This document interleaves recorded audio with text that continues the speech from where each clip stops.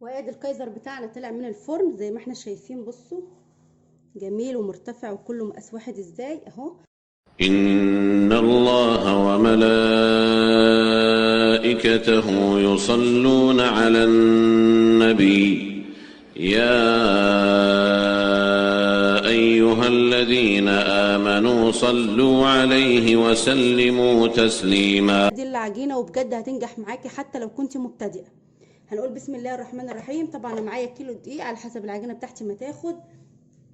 معايا حوالي نص كيلو من الحليب اهو، ده يعني يعادل كوبايتين. معايا كمان ربع كوبايه من الزيت، يعني كوبايتين حليب وربع كوبايه من الزيت.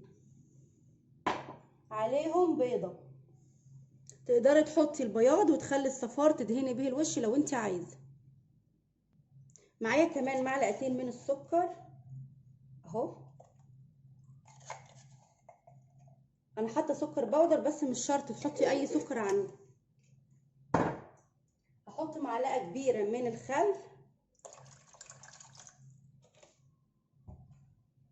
وهقلب كل المكونات اللي معايا ديت اهي. دي كل المكونات السايله. معايا بقى معلقه كبيره من الخميره اهي، حطيتها في شويه صغيرين من الميه الدافيه عشان الخميره بتاعتي اجربها وتتفاعل معايا زي ما احنا شايفين كده. هقلب كل الخليط وانزل بالخميره بتاعتي كمان. معايا معلقه صغيره من الملح اهي، مش مليانه قوي عشان العجينه بتاعتنا ما تبقاش حادقه. ومعايا معلقه صغيره من البيكنج باودر، طبعا هضيفهم لما نحط الدقيق. طبعا هقلب كل الخليط ده اهو معايا اهو، اتاكد ان كل الخليط جالس كده مع بعضه. وهنزل بالخميره بتاعتي. لو انت مش واثقه من الخميره بتاعتك تقدري تحطيها زي ما عملت كده.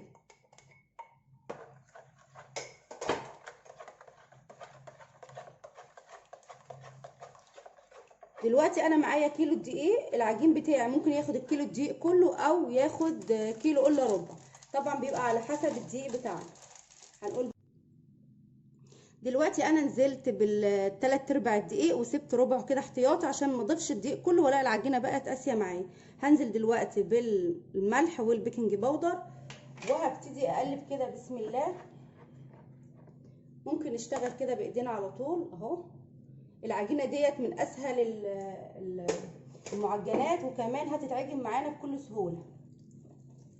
بصوا بمجرد ان انا حطيت ايدي كده في العجين، لا العجينه هتاخد معايا الدقيق. انت ضيفي بس بالراحه الدقيق بتاعك عشان خاطر تعرفي ان العجينه بتاعتك ما تبقاش قاسيه معاكي اهو. اول ما ضفت الدقيق حسيت ان العجينه بتاعتي لا لسه محتاج اهو. يعني المقدار اللي انا عملته ده ان شاء الله هياخد مني الكيلو الدقيق. بصوا العجينه طريه خالص اهي، هياخد مني كيلو الدقيق. طبعا هضيف الدقيق والم العجينه وارجع لكم. دلوقتي زي ما احنا شايفين ده القوام بتاع العجينه. بصوا طبعا انا دهنت وشها كده بنقطه من الزيت وهغطيها بالبلاستيك ده عشان خاطر تخمر معايا بسرعه ما تغيبش يعني. فدلوقتي انا هغطيها وهسيبها حوالي ربع ساعه ونرجع ان شاء الله نشوفها مع بعض. اهم حاجه تحطيها في مكان دافي عشان ما تغيبش معانا في التخمير اهو.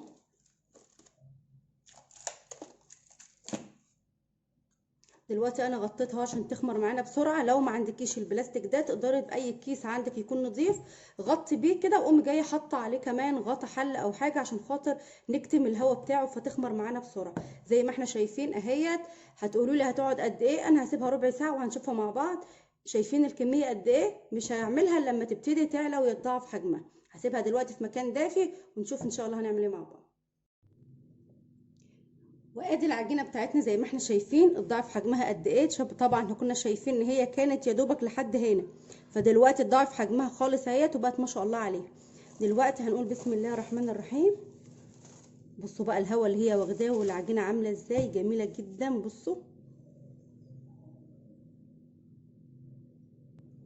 واخده كميه هواء. بصوا معايا شايفين العجينه خمرانه وجميله ازاي اهي.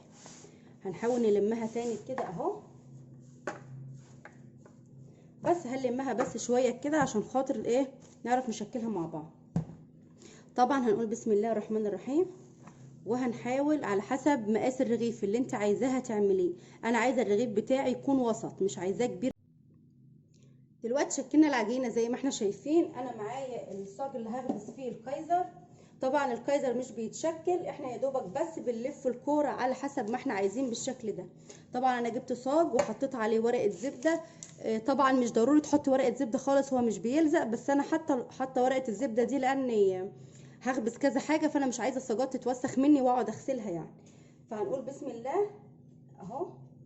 طبعا تقدري تقطعي الكايزر وتضيفيه في الصينيه كده على طول من غير ما تحطيه على الخشبه، ويبقى يرتاح مره واحده. زي ما احنا شايفين انا بسيب مسافه اهي بين الواحده والتانيه اهو زي ما احنا شايفين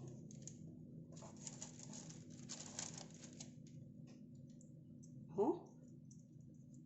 طبعا احسن ان انت تشكلي وهو في قلب الصاج كده.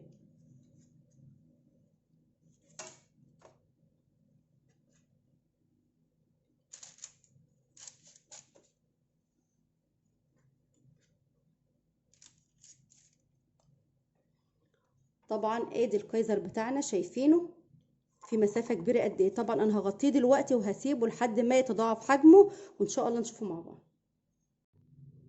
دلوقتي هنعمل مع بعض خليط التلميع. الخليط ده تقدري تلمعي بيه اي معجنات عندك انت عاملاها. انا معايا صفار بيضه وحط عليهم معلقتين من الحليب، واحط معاهم كده رشه صغيره من النسكافيه اللي هو سريع الذوبان ده اهو، رشه بس كده صغيره، وحاجه بسيطه برضو كده من الخل اهو، نقطتين كده بس من الخل عشان زفرة البيض. وطبعا هبتدي اقلب كل ده كده مع بعضه اهو لحد النسكافيه بتاعي ما يدوب اهو.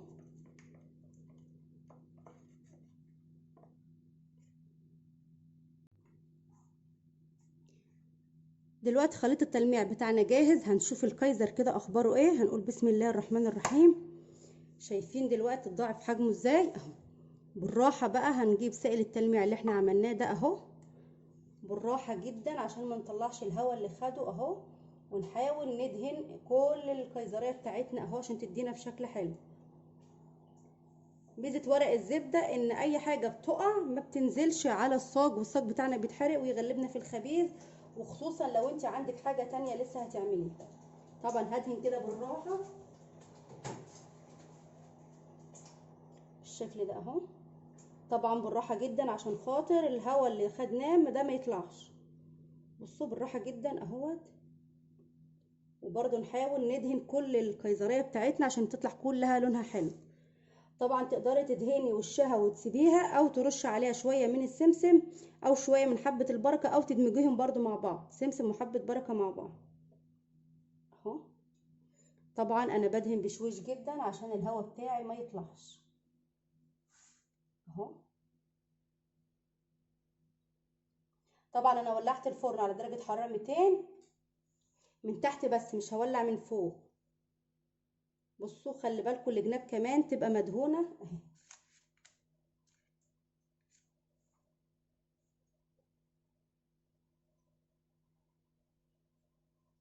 الكايزر تشكيله سهل جدا، انا ما بياخدش مننا وقت. انت يا دوبك بس بتدوريه كده وبتحطيه في الصاج وهو بيرفع لوحده وبيتضاعف حجمه زي ما احنا شايفين كده اهو.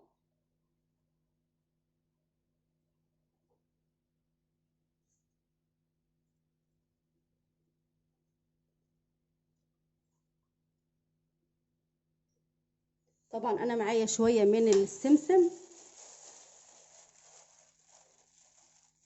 حابه تضيفي براحتك، مش حابه برضو مفيش مشكله. سمسم ابيض، سمسم محمص، اللي موجود عندك اهو.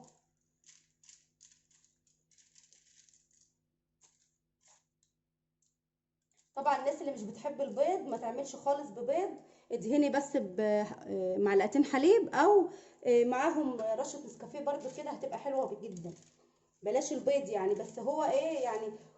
واول ما تدهني ترش على طول السمسم عشان يلزق معاكي. لو سبتي لو دهنتي واستنيتي شويه الخليط ده بينشف، فالسمسم مش هيمسك معاكي خالص اهو.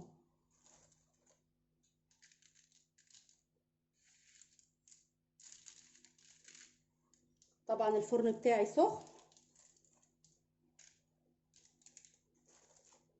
من تحت بس، مش هولع خالص من فوق.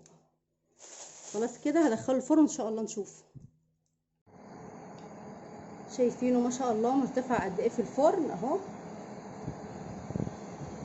طبعا مش مولعه الشوايه، انا مولعه من تحت بس. وادي الكايزر بتاعنا طلع من الفرن زي ما احنا شايفين، بصوا جميل ومرتفع وكله مقاس واحد ازاي اهو.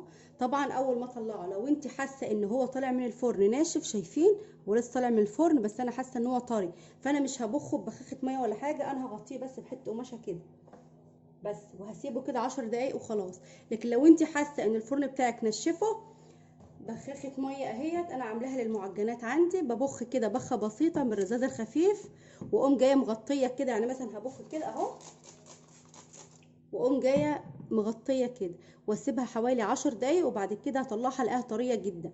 لكن لو انت لقيتيها طريه معاكي، غطيها بس من غير ما تبخي بخاخه ميه. وادي الكايزر بتاعنا زي ما احنا شايفين ما شاء الله عليه، بصوا اسفنجي وهش وطري جميل جدا ازاي، وكله متساوي قطعه واحده، والسمسم ما بيقعش منه عشان قلت لكم على طريقته في الفيديو. متنسوش بقى لايك للفيديو، واستنوا ان شاء الله فيديوهات كتيره جدا جدا عن المعجنات، هنعمل الكايزر والفينو ومعجنات كتير جدا، بس ما تنسوش لايك للفيديو، والى اللقاء ان شاء الله في فيديو جديد.